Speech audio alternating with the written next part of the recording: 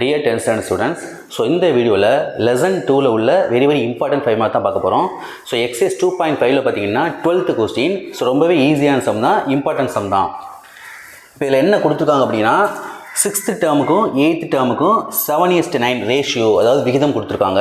அப்படி இருந்துச்சுன்னா 9th டேர்முக்கும் 13th டேர்முக்கும் என்ன ரேஷியோ, என்ன விகிதம் அப்படின்னு சொல்லி நம்ம கண்டுபிடிக்கணும். ஸோ இதில் வந்து 6th டேர்ம், அதாவது 6வது உறுப்பு அப்படி கொடுத்துருக்கிறதுனால நம்ம என்ன ஃபார்முலா யூஸ் பண்ணுறோம்னா டிஎன் ஃபார்முலா யூஸ் பண்ண போகிறோம். இது வந்து ஒரு ஏபி அப்படிங்கிறதுனால டிஎன் ஃபார்முலாவில் ஏ plus n minus 1 into D இந்த ஃபார்முலா யூஸ் பண்ண போகிறோம். இப்போ ரேஷியோ அப்படின்னாவே நம்ம என்ன அர்த்தம், டிவைல் எழுதணும். ஸோ இதை வந்து அப்படி டிவைல் எழுதிக்கோங்க.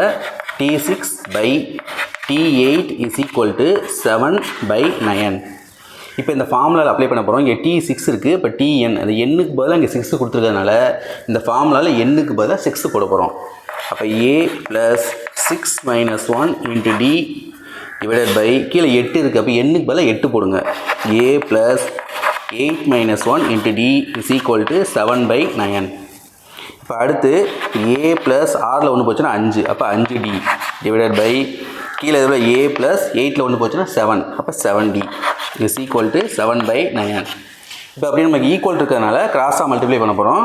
இப்போ 9 × A 9A, அடுத்து 9 5 are 45D is equal to இங்கே 7 × A 7A, 7 7 are 49D.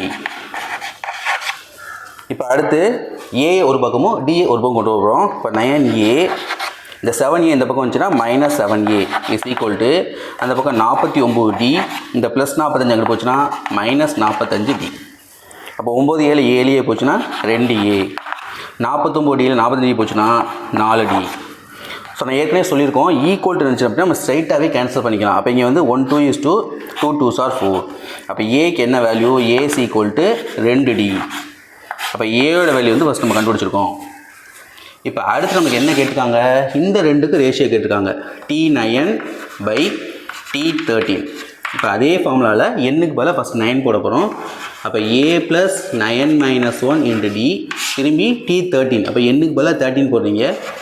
A plus 13 - 1 into D, அப்போ A ப்ளஸ் 9 1 போச்சுன்னா 8, அப்போ 8D பை A ப்ளஸ் 13 1 போச்சுன்னா 12, அப்போ 12D.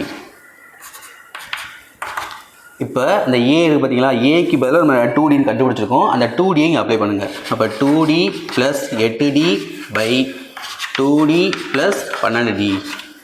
இப்போ 2D 8D ப்ளஸ் பண்ணோன்னா 10D டிவைடட் பை இது ரெண்டையும் ப்ளஸ் பண்ணோம்னா 12 + 2 14D.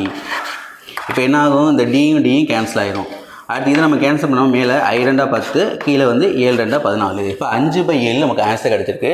நமக்கு ரேஷியோவில் கேட்டுக்கிறதுனால நீங்கள் எழுதும் பொழுது 5:7 இந்த மாதிரி நீங்கள் எழுதணும். அப்போ T9க்கும் T13க்கும் என்ன ரேஷியோ அப்படின்னா 5:7. ஸோ ரொம்ப இம்பார்ட்டன்ட் 5 மார்க்கு, நல்லா பார்த்துக்கோங்க. ஸோ நெக்ஸ்ட் வீடியோவில் அடுத்த 5 மார்க்கோடு பார்ப்போம். Okay, thank you.